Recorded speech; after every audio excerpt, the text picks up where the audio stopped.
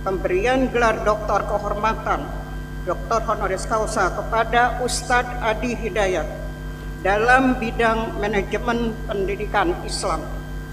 Orasi ilmiah yang disampaikan oleh Ustadz Adi Hidayat, LCMA, dengan judul Manajemen Pendidikan Al-Quran dan Sunnah serta implementasinya menuju pendidikan berkemajuan.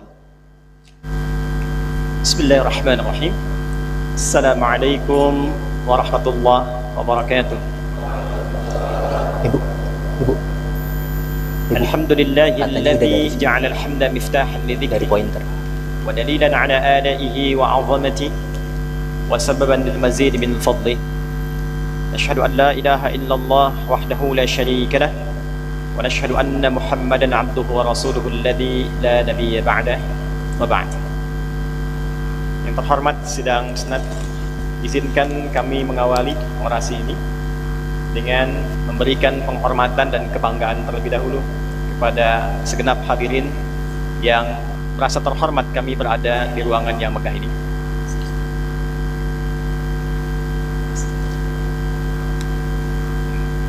Yang pertama, yang kami hormati, kami banggakan, kami muliakan dengan segenap jiwa dan raga, Ibunda Ibu Hajah Rafi'ah Akhyar serta keluarga besar. Terima kasih telah mendidik, membersamai, mendoakan, dan menunjukkan pada dunia hasil pendidikan yang telah Ibunda hadirkan. Yang terhormat, yang mulia, Profesor Dr. Haidar Nasir, Ketua Umum Pimpinan, terima kasih memberikan inspirasi terbaik sehingga kami bisa menjadi kader dan putra Muhammadiyah yang diwakafkan untuk dunia. Terhormat keluarga besar Sivitas Akademika, Bapak Rektor Universitas Muhammadiyah Jakarta, Profesor Dr. Ma'mun Murad, para promotor yang diketuai oleh Profesor Dr. Ibu Hajah Bunda Masyiltah, yang terhormat Dr. Sa'ad Ibrahim, Ketua Pimpinan Pusat Muhammadiyah Bidang Majlis Tabligh dan Dakwah, Ketua kami. Yang terhormat Dr. Fathur Rahman Kamil, Ketua Majlis Tabligh dan Dakwah dan Pusat Muhammadiyah, pimpinan kami. Yang terhormat Dirjen Pol Eko Budi Sampurno, Wakil-Lemdiklat Polri, yang mengkhususkan hadir pada saat ini untuk mencari inspirasi yang bisa ditelapkan di Lemdiklat Polri. Yang terhormat Brigjen Purnawirawan Ahmad Saifuddin, Ketua KONI terdahulu yang mengabdikan dirinya sekarang menjadi Ketua Majelis Amanah di Universitas Pendidikan Indonesia di Bandung. Yang terhormat Bapak Dr. Andes Soeharto, Dirjen Kementerian Perdagangan. Terhormat Bapak Dr. Andes Edi Suparno, MH, Sekretaris Sekjen Partai Amanat Nasional, anggota DPR RI. Sahabat kami Profesor Dr. Muhammad Syafi Antonio, Guru Besar di Institut Tazkiyah. Sahabat Fahad Bahdevi, datang dari jauh, Kiai Haji Muhammad Saleh Ibrahim yang mendarat tadi pagi di Halim. Yang terhormat kami muliakan sahabat kami, kolega Dr. Adian Husaini, Ketua Umum Dewan Dakwah Islamiyah Indonesia. Sa'adat Ma'ali, Sa'ad Safir Jumhuriyat Sudan Syaqiqah di Indonesia. Sa'ad Dr. Muhammad Imam Abd Jamiyah Dakwah Islamiyah Libya. Sa'ad Al-Amid Kuliah Dakwah Islamiyah Trablus Libya.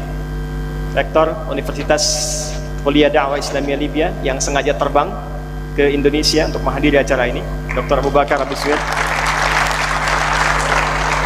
Sa'ad Dr. Syekh Abdullah Al-Ghamdi, Mudir Jamiatul Bunyan Hafidhahullah Ta'ala, dan juga Rektor Jamiat Bunyan yang sengaja terbang dari Jeddah, Arab Saudi untuk menghadiri acara ini.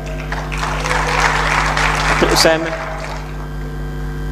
kami hormati Sekretaris Umum Majelis Ulama Indonesia Jawa Barat, Kiai Haji Muhammad Rafani Akhyar, paman kami tercinta.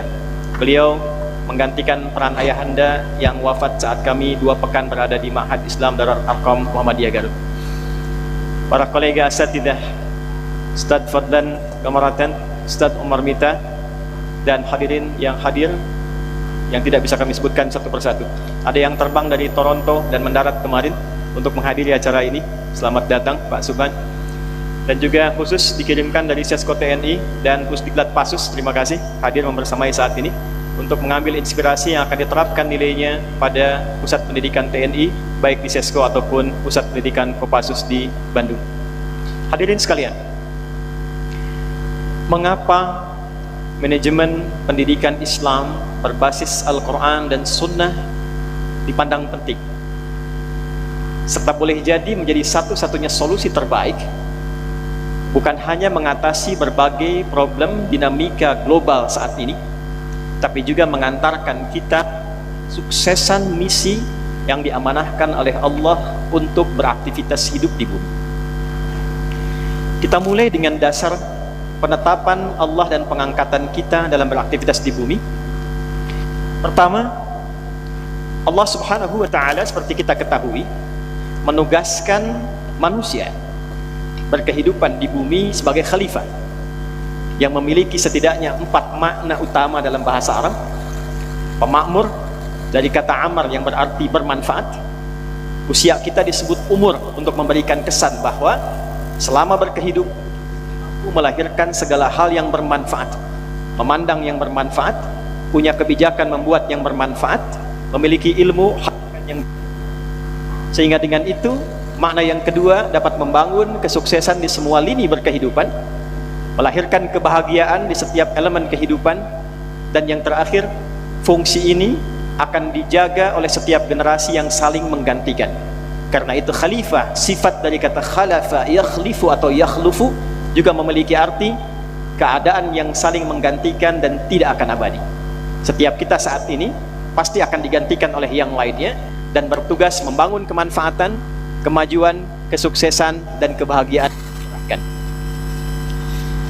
Yang menarik, bekal pertama yang Allah berikan sebagai instrumen untuk mewujudkan semua misi itu di setiap aktivitas kehidupan yang boleh jadi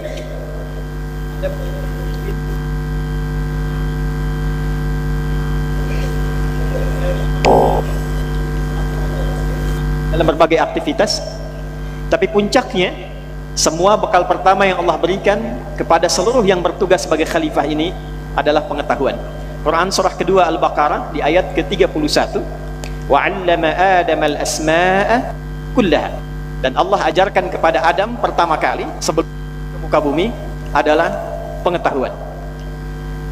Al-ikhwah al-hudur, ya kama arafna an Allah subhanahu wa ta'ala indama khalaqa al-insan al-awwal wa qabla an ahbatahu ila ad-dunya liyaj'alahu khalifatan fil ard فزوده بشيء مهم جدا فليس هو من شؤون المادية ولا منصب الذي قد رغب فيه بعض الإنسان وإنما زوده تعالى بالعلم فقال تعالى وعلم آدم الأسماء كلها.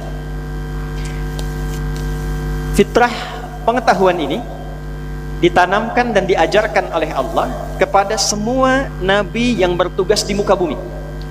Jadi setiap nabi yang dipilih oleh Allah dari mulai Adam sampai Muhammad sallallahu alaihi wasallam tidak dibiarkan bertugas kecuali diajarkan kepada mereka instrumen pengetahuan untuk membimbing seluruh umat di setiap generasi demi mencapai tujuan-tujuan tadi. Jadi kalau kita urutkan dari Nabi Muhammad sallallahu alaihi wasallam sampai Nabi Adam alaihi salam, kita akan temukan tidak pernah ada nabi bertugas di bumi kecuali melekat pada mereka bimbingan Allah yang menginstal langsung pengetahuan sesuai dengan zamannya. Nabi Muhammad sampai dengan Nabi Adam alaihissalam. Tujuan diinstal pengetahuan ini bukan sekedar menjadi bagian pengetahuan untuk membimbing umat semata, tapi mewujudkan tujuan dasar pemberian amanah Allah kepada setiap manusia di muka bumi. Maka dengan itulah diharapkan lahir kedamaian. Jadi bukan hanya mendidik yang pintar, tapi menghasilkan kedamaian dari pengetahuan itu, ketentraman, kemajuan, disertai kepatuhan dan ketaatan kepada Allah Subhanahu wa Ta'ala. Tidak pernah ada nabi yang diutus oleh Allah membimbing setiap generasi kecuali misi yang dilekatkan pada mereka adalah bagaimana memberikan pencerahan kepada umatnya, mengajarkan pencerahan yang berkemajuan, menghadirkan ketentraman, kedamaian, dan kepatuhan pada Allah Subhanahu wa Ta'ala. Kita urutkan dari Nabi Adam sampai dengan Nabi Muhammad sallallahu alaihi wasallam. Semua hal yang terkait dengan nilai-nilai ini hasil dari pendidikan yang disandarkan pada tuntunan Rabbani ini, maka menghasilkan semua sifat tadi yang secara umum frame-nya disebut dengan Islam. Maka kedamaian, ketentraman, kebahagiaan, kemajuan, kecerahan, itu bahasa singkatnya kalau kita masukkan semua makna tadi, maka disebut dengan Islam. Berasal dari kata silmi, muncul dari situ kata salam, dan frame-nya disebut dengan Islam. Maka ketika para nabi ditugaskan untuk mengajar dan mendidik dan membawa nilai-nilai Islam, maka menyatulah di sini apa yang disebut dengan tarbiyah Islamiyah atau pendidikan Islami. Selanjutnya kita akan coba mengambil model dari pendidikan yang disampaikan oleh Nabi Muhammad SAW, karena ini pendidikan yang paling menarik, paling komprehensif, dan paling berhasil di antara sekian banyak nabi yang pernah bertugas di bumi. Jadi kalau kita lihat, mohon maaf, Nabi Isa alaihissalam diutus, ditempatkan, bertugas di tempat yang sudah maju. Romawi sudah punya kemajuan, tapi bobrok dalam moral. Nabi Daud alaihissalam bahkan punya kemegahan istana. Nabi Sulaiman, Nabi Saleh, dan beberapa yang lain ditugaskan di tempat yang sudah punya peradaban. Tapi menariknya, mengapa Nabi Muhammad SAW ketika diutus tidak diberikan tempat tugas di Romawi yang sudah maju, tidak di Persia yang sudah juga punya imperium, kekaisaran, tapi beliau ditempatkan di tempat yang paling rendah semua nilai-nilai kemanusiaan dan pengetahuannya. Tidak ditemukan pengetahuan yang baik di sana, tidak ada peradaban yang berkemajuan, tidak didapati nilai moral yang tinggi, sehingga semua menyimpulkan akumulasi semua kekurangan itu disebut dengan jahiliyah. Jadi kalau Anda ingin menemukan pezina yang khatam zina, itulah di tempat Nabi diutus. Kalau Anda ingin mencari pemabuk yang khatam semua jenis mabuk, bahkan pemabuk yang paling amatir itu 5 kali dalam sehari mabuknya, itu berada di tempat itu. Kalau Anda ingin menemukan pembegal yang paling sempurna, yang semua kampung begal semua, maka ada di tempat itu. Penipu, pemabuk, koruptor, semua jenis keburukan menyatu di satu tempat itu dan disebut dengan jahiliyah. Maka Allah tidak memberikan tongkatnya Nabi Musa alaihissalam kepada beliau, tidak juga memberikan mukjizat Nabi Isa alaihissalam atau nabi-nabi yang lainnya, tapi yang Allah turunkan Al-Quran dan penjelasan-penjelasan yang diterangkan kepada Nabi dalam bentuk hadis atau sunnah Nabi Muhammad SAW. Maka kita temukan dalam penelusuran ini ada pendidikan Islami yang basicnya bersumber dari bimbingan wahyu Al-Quran dan penjelasan Nabi Muhammad SAW disebut dengan sunnah. Maka transformasi pendidikan yang diberikan oleh Nabi ini berhasil mengantarkan sifat jahiliyah yang kita kenal sekarang dengan khairu ummah. Turun Quran surah ketiga Ali Imran ayat 110 untuk memberikan legitimasi atas perubahan itu. Kuntum khaira ummatin ukhrijat lin-nasi ta'muruna bil ma'ruf wa tanhauna 'anil munkar wa tu'minuna billah. Secara singkat hadirin sekalian, apa yang Nabi ajarkan yang bersumber dari Quran itu kemudian diterangkan lewat hadis itu secara luar biasa telah merubah masyarakat jahiliyah yang tadinya terbelakang menjadi masyarakat yang tercerahkan dan berkemajuan, yang mendapatkan langsung persetujuan dan legitimasi dari Allah Subhanahu wa Ta'ala yang kita sebut dengan khair ummah. Maka kurang lebih demikian bagannya disampaikan oleh seorang tokoh bernama Syamsuddin Adz-Dzahabi dalam kitab beliau yang fenomenal Syiar A'lam Nubala. Ini kurang lebih yang dihasilkan oleh Nabi selama 23 tahun bertugas. 40 orang yang dididik di Mekah, dikenal dengan As-Sabiqun Al-Awwalun, menghasilkan kemudian 12.000 orang di kota Yathrib, yang hasil pendidikan beliau merubah Yathrib menjadi Al-Madinah Al-Munawwarah, suasana kota yang tercerahkan dan berkemajuan. Selama 23 tahun berhasil melahirkan 38 panglima. Satu panglimanya itu setara kekuatannya bisa menaklukkan Persia dan Romawi. Yang kelak cabang dari panglima itu melahirkan kurikulum yang diadopsi di Afrika Utara. Afrika Utara menjadi provinsi negara Islam pada masa itu. Gubernurnya Musa bin Nusair, panglimanya Tariq bin Ziyad. Kekuatan Pangdam Afrika Utara itu bisa membuka Andalusia, Iberia, Spanyol, Portugis yang kelak memiliki peradaban sampai dengan 7 abad. Hasil dari pendidikan Nabi yang berkelanjutan. Nabi melahirkan pemimpin, birokrat, ilmuwan, ulama yang tak terhitung, kemudian saudagar. Saya ambil 3 saja dari 5 saudagar terbaik di era Nabi. Yang 3 ini punya aset yang kami hitung sejak di eranya. Utsman bin Affan 850 juta US dollar. Zubair bin Awam radhiyallahu taala anhu punya aset 1 miliar US dollar. Abdurrahman bin Auf punya kekayaan kurang lebih 3,2 miliar dolar di eranya. Yang kalau kita ambil satu saja Zubair bin Awam, kita konversi ke saat ini, kami hitung itu kurang lebih setara dengan 72.000 triliun untuk hitungan saat ini. Jadi Elon Musk yang punya 3.000 triliun itu baru 1/24-nya dari orang kaya yang dilahirkan dari pendidikan berbasis Al-Quran dan hadis Nabi Muhammad SAW. Baik, apa yang diajarkan oleh Nabi dan bagaimana kelak itu menjadi kurikulum pendidikan dan dimanage oleh Nabi sehingga melahirkan manajemen pendidikan Islam berbasis Al-Quran dan Sunnah serta mengimplementasikannya dalam kehidupan kita. Pertama, hadirin sekalian, kita temukan ada pedoman pokok berupa Al-Quran. Dulu, mohon izin dengan kalimat ini, Nabi mengajarkan Quran bukan sekedar bacaan. Karena bacaan itu diajarkan oleh Nabi untuk memahami isinya. Nabi mengajarkan bacaan Quran sekaligus dengan makna dan implementasinya. Ditemukan ternyata 6.236 ayat Al-Quran itu, kalau kita keluarkan, seluruhnya akan menjadi kehidupan, kurikulum kehidupan yang sesuai dan terkorelasi dengan semua aktivitas kehidupan manusia di muka bumi. Dari Al-Fatihah sampai dengan An-Nas. Kita beri contoh misalnya, ada 70 ayat rumah tangga yang kalau kita keluarkan hasil dari ayat-ayat ini akan melahirkan keluarga yang sangat luar biasa, dan hasil dari pendidikan di keluarga itu yang kita kenal saat ini melahirkan tokoh-tokoh yang tidak hilang dalam perjalanan sejarah. Kita ambil dengan cepat misalnya Al-Imam Asy-Syafi'i, Al-Imam Ahmad bin Hanbal, seorang single parent, ibundanya merawat kedua ulama besar ini dan meneruskan kurikulum yang diteruskan, diajarkan oleh Nabi dan lintas generasi. Maka hasilnya, 2 tokoh ini saja cukup mewakili seluruh orang-orang hebat yang pernah kita kenal di bumi. Ada ayat tentang bisnis, 10 ayat yang dijelaskan oleh Nabi SAW, melahirkan banyak saudagar yang bukan hanya memiliki banyak harta, tapi mereka punya kesiapan untuk mensupport apapun dengan harta mereka dalam rangka menaati perintah Allah Subhanahu wa ta'ala.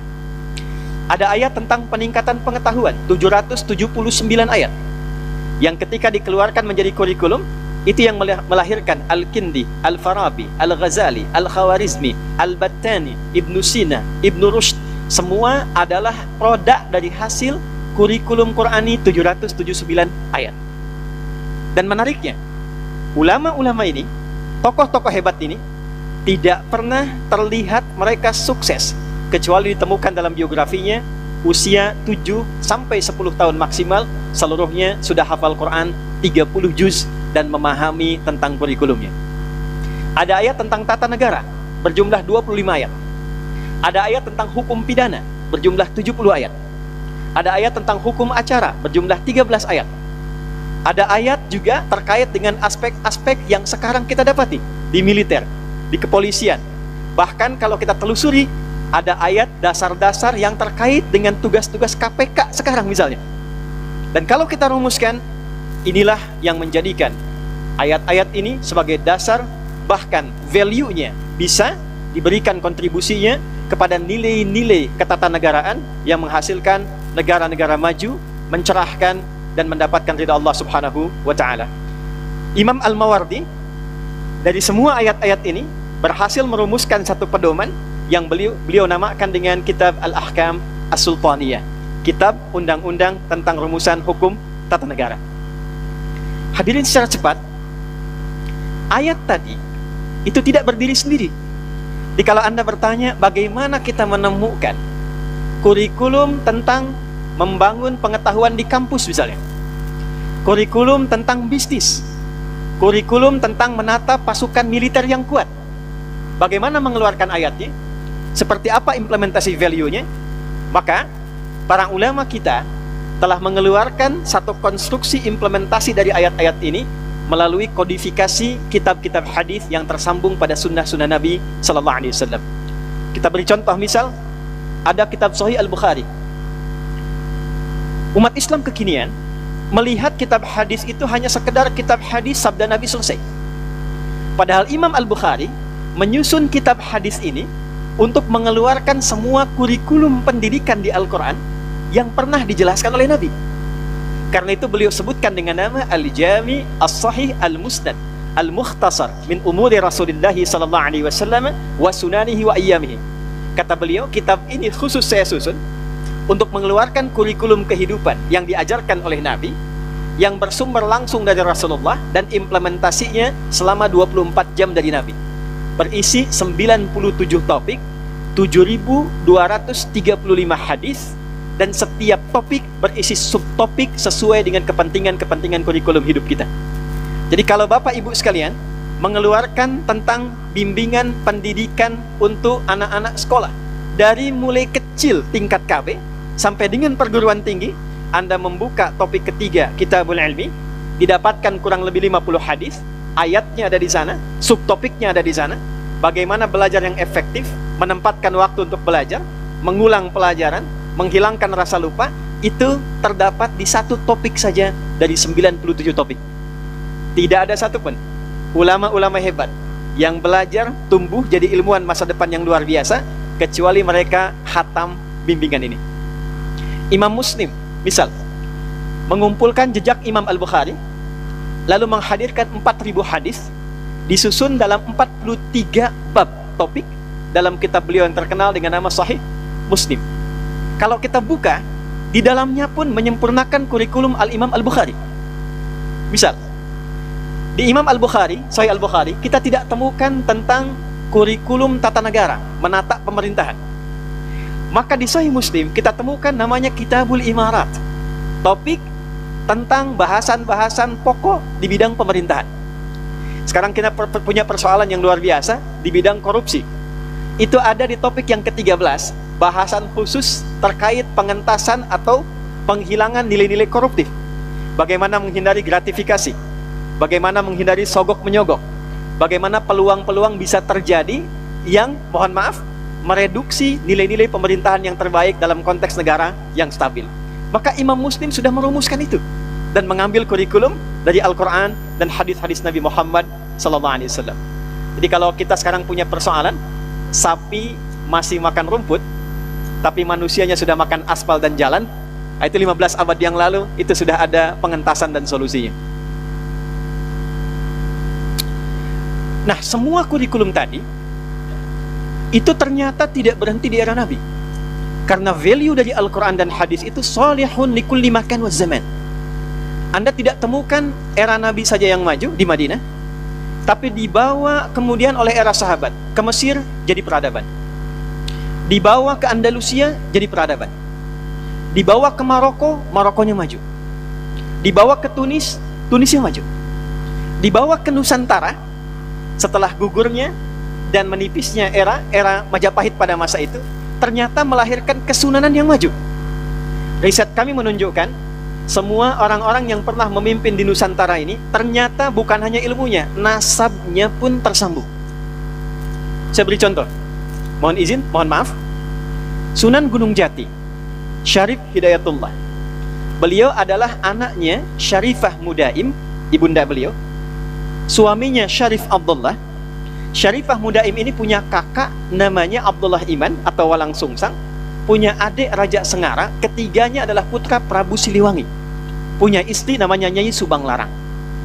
Syarif Abdullah, ayahnya Sunan Gunung Jati, itu ternyata adalah ayah keturunan yang tersambung juga pada pendiri Muhammadiyah, Kiai Haji Ahmad Dahlan.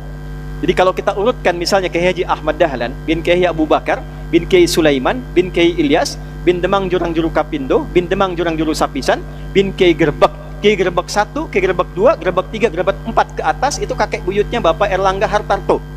Ke atas Azmat Khan bertemu dengan Syarif Abdullah. Syarif Abdullah bertemu dengan Ahmad Jumadil Kubra yang makamnya ada di pertigaan Semarang ke arah Demak. Sebelah kiri ada masjid, atasnya ada kubah kuning, kanannya dorihnya. Kemudian ke atasnya Abidin, ke Al-Husain, adiknya Al-Hasan, anak Ali bin Abi Thalib, suami dari Fatimah Az-Zahra, putri dari Muhammad sallallahu bin Abdul Muttalib, bin Hashim, bin Abdul Manaf, bin Qusay, bin Murrah, bin Kilab, bin Ka'ab, bin Ghalib, bin Mihr, bin Fihr, bin Nadar, bin Kinab, Uzaimah, bin Mudrikah, bin Mudar, bin Ma'ad, bin Adnan, bin Adri, bin Muqawwam, bin Nahur, bin Tarikh, bin Ya'rub, bin Yasjub, bin Ismail alaihi salam, bin Ibrahim alaihi salam, bin Azar atau bin Nahur, bin Amir, bin Kinan, bin Arfakhshad, bin Sam, bin Mihlil, bin Nuh, bin Mihlil, Matushalah, bin Kinan, bin Anwas, bin Tis, bin Adam alaihi salam.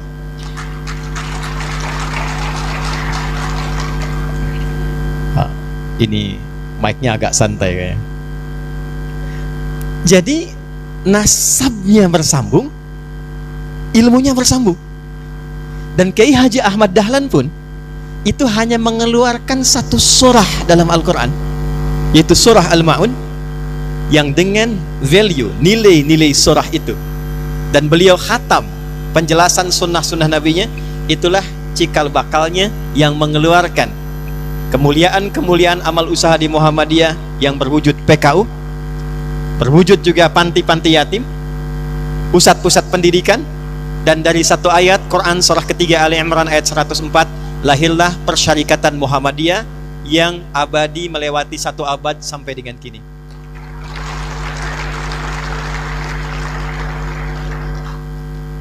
Saya agak cepat hadirin sekalian. Apa saja pokok dari pendidikan Islami itu yang kelak kita kemudian turunkan dalam bentuk manajemennya? Jadi pendidikan Islam itu tidak hanya mengasah kepada aspek intelektual saja, tapi memulai dari aspek spiritual. Dan ini yang akan melahirkan karakter moral. Jadi kedisiplinan, kejujuran, kemuliaan, rendah hati itu adanya di sini, spiritual, di moral. Sedangkan intelektual itu sifatnya netral saja. Dia hanya mengambil data, mengolah jadi informasi, lalu merumuskan menjadi instruksi yang akan diteruskan kepada fisik. Siapa yang memberikan instruksi kepada intelektual untuk memberikan perintah kepada fisik, itu tiada lain adalah moral, spiritual. Jadi kalaupun ada orang yang pintar tapi moralnya bermasalah, maka kepintaran itu hanya akan digunakan untuk berbuat sesuatu yang menyimpang. Maaf, kalau intelektualnya rendah tapi moralnya tinggi, maka dia berpeluang jadi orang baik yang dihormati. Tapi kalau ini pintar tapi moralnya rendah dan acuannya nafsu, maka biasanya mencurinya lebih banyak dibandingkan dengan orang yang intelektualnya rendah tapi moralnya pun rendah. Maka ini dasar yang pertama pendidikan rohani yang dikenal dengan spiritual question. Kemudian yang kedua, Quran juga memberikan perhatian pada aspek intelektual. Maka kita temukan banyak ayat, sekitar 779 ayat yang terkait dengan peningkatan intelektual. Ayat tentang riset, afala yanzuruna ilal ibili kaifa khuliqat. Ayat tentang merumuskan persoalan, afala tatafakkarun. Ayat tentang merumuskan sebelum terjadi sesuatu, afala yatadabbarun. Bahkan ayat pembuka pengetahuan disebut dengan Iqra bismi rabbikal ladzi khalaq. Yang ketiga, saya agak cepat karena waktu kita terbatas. Dari moral diteruskan ke intelektual, maka menghasilkan perintah kepada fisik yang dikenal dengan karakter, kinerja, atau akhlak. Ini tiga bagian yang kita satukan kalau digabungkan menjadi iman, ilmu, kemudian amal. Dan bila diintegrasikan, orang dulu menyebutnya dengan adab. Jadi pendidikan Islami itu secara singkatnya dulu disebut dengan adab. Kalau sudah disebut adab, itu bukan akhlak saja. Itu mencakup gabungan antara spiritual, maaf, moralnya baik, dekat dengan Tuhan, intelektual, dia pintar, sekaligus juga dia mampu mengamalkan apa yang telah dia dapati dari pengetahuan dan pendidikan moralnya. Ini diantara orang-orang, tokoh-tokoh hebat yang mewarisi kurikulum di masa lalu, yang bisa menyatukan ketaatan spiritual, kepintaran intelektual, dan juga kemampuan fisikal yang luar biasa. Kiai Haji Ahmad Dahlan, Kiai Haji Agus Salim, contoh diplomat, Buya Hamka, contoh ilmuwan, Panglima Besar Jenderal Sudirman, jangan lupa, dulu ada juga Mr. Kasman Singendimejo. Beliau bagian dari militer. Kenapa yang dipilih Panglima Besar Sudirman? Karena beliau selain memiliki kematangan intelektual, justru lebih daripada itu memiliki kematangan spiritual yang luar biasa. Beliau adalah seorang guru Muhammadiyah di Cilacap. Tolong ingat kalimat ini, guru Muhammadiyah di Cilacap, yang mendapatkan pendidikan warisan dari nilai-nilai keislaman sehingga menjadi panglima besar yang sangat luar biasa. Buya Muhammad Nasir tidak diragukan, ya, Perdana Menteri pertama Indonesia yang juga mewakili nilai-nilai yang tadi telah disampaikan. Maaf, saya hanya ingin ngambil satu bagian saja. Buya Muhammad Nasir, Perdana Menteri, ilmunya luar biasa, jaringannya sangat luas, tapi begitu tinggi moralnya, begitu hebat intelektualnya, begitu luar biasa akhlaknya, menyumbang segala untuk kepentingan negara kesatuan Republik Indonesia. Yang selesai menjabat bahkan tak punya harta sedikit pun kecuali sepeda yang ditentengnya saja.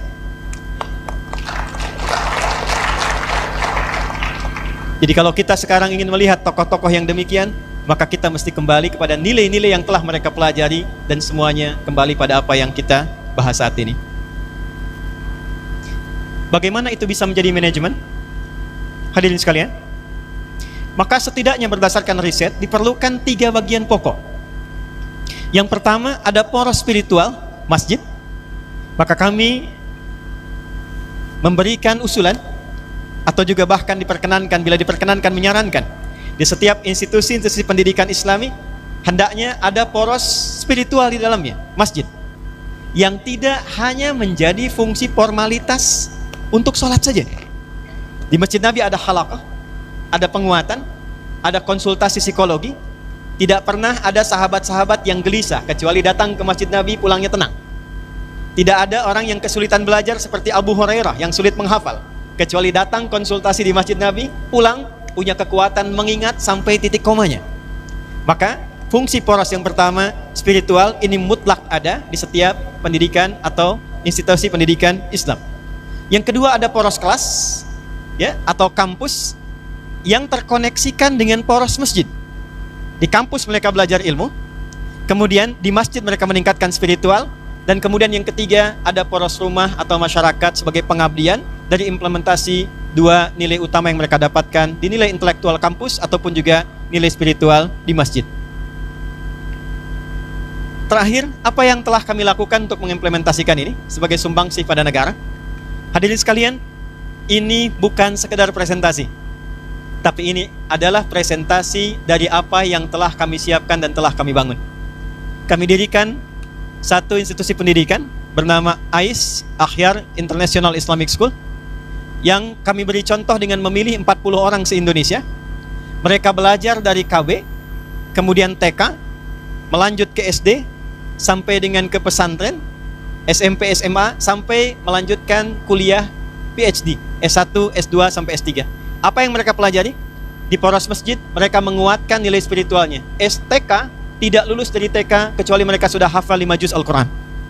Mereka sudah paham bagaimana cara masuk masjid, mereka paham bagaimana berdoa saat masuk kendaraan, dan itu secara otomatis keluar. Masuk kendaraan, mereka berdoa. Bertemu orang tua, mereka mendoakan. Keluar dari masjid, sudah mengerti doanya. Masuk SD, mereka sudah hafal 30 juz ketika lulus SD. Di wisuda di Mekah dan Masjidil Haram, lulus 30 juz ini bukan sekedar paham tentang Quran, tapi juga sudah tertanam dalam diri mereka nilai-nilai dasar pendidikan sesuai dengan harapan dan cita-citanya. Ada yang ingin jadi ulama, maka diberikan pendampingan sesuai dengan nilai keilmuannya. Ada yang ingin jadi arsitek, ada yang ingin jadi diplomat, sampai ada yang ingin jadi presiden. Maka SD lulus 30 juz dan diteruskan kemudian ke pesantren Ma'had Islam Rafia Akhyar yang berada di Banten. Ini akan mendidik mereka selama 6 tahun. Sudah hafal Qurannya, maka diinstallah ilmu pengetahuan yang sesuai dengan cita-cita mereka dan kebutuhan bangsa dan negara. Jadi di sini diajarkan, yang ingin menjadi menteri, maka kurikulum menterinya diturunkan. Maka kita berharap ada menteri perdagangan yang hafal Quran, ada menteri agama yang memang sudah paham tentang Quran, ya. Dan kami turunkan sampai pasal-pasalnya. Ada yang ingin jadi menteri pendidikan, maka diturunkan bagaimana pasalnya, bagaimana kurikulumnya, bagaimana ayat-ayatnya. Termasuk yang ingin jadi dokter, maka dikirimkan di sini, diberikan kurikulum, kurikulum Qur'annya, hadisnya, dan ada kelas 400 dokter profesional membimbing mereka selama mereka belajar di pesantren ini. Kemudian mereka diteruskan ke tingkat S1, S2, dan S3 secara bersanad, bekerja sama dengan 20 negara, dan hasil akhirnya adalah pertama, kapanpun Muhammadiyah siap menerima mereka, mereka siap berkhidmat ditempatkan di berbagai majlis, lembaga, biro dengan kemampuan yang bersanad. 30 juz Quran, paham di bidangnya, ilmunya sudah melekat, dan diabdikan untuk kepentingan bangsa dan negara. Indonesia memanggil, mereka sudah siap dengan ilmunya dan dasar ketaatan spiritualnya. Dunia memanggil, mereka pun siap untuk memberikan kontribusi terbaik sesuai dengan apa yang diharapkannya. Terakhir, sebagai penutup, apa yang kami sampaikan saat ini berkesesuaian dengan harapan besar Negara Kesatuan Republik Indonesia, bahkan tercantum dalam Undang-Undang Sisdiknas nomor 20 tahun 2003. Pasal menimbang, poin B, disampaikan Undang-Undang Dasar tahun 1945 mengamanatkan pada pemerintah untuk mengusahakan satu sistem pendidikan yang meningkatkan keimanan dan ketakwaan kepada Tuhan Yang Maha Esa serta akhlak mulia. Ini peran kami untuk mewujudkannya. Bagi teman-teman yang di TNI hadir pada saat ini, 7 Sabta Marga, kami warga negara Indonesia yang bersendikan Pancasila. Kedua adalah patriot, ketiga adalah kesatria. Kami kesatria Indonesia yang beriman pada Tuhan Yang Maha Esa, menegakkan kebenaran, kejujuran, dan keadilan. Baru kemudian yang keempat menjadi tentara Indonesia. Tidak menjadi tentara kecuali dia beriman kepada Tuhan Yang Maha Esa. Tidak menjadi tentara kecuali dia menjadi kesatria yang bertakwa. Maka konsep pendidikan berbasis pada Al-Quran dan Sunnah bisa diimplementasikan di militer, bisa diimplementasikan di dunia pendidikan, bisa diimplementasikan di dunia bisnis, kapanpun negara membutuhkan. Khususnya untuk visi emas Indonesia 2045, maka program yang kami gagas insya Allah sudah selaras dengan visi negara, bangsa, Persyarikatan Muhammadiyah. Mudah-mudahan ke depan kita memiliki generasi emas Indonesia yang berkemajuan. Nasrum minallahi wa fathun qarib. Terima kasih atas segala perhatian. Dengan bangga saya ingin tutup dengan satu kalimat. Saya Adi Hidayat, putra dan kader asli Muhammadiyah.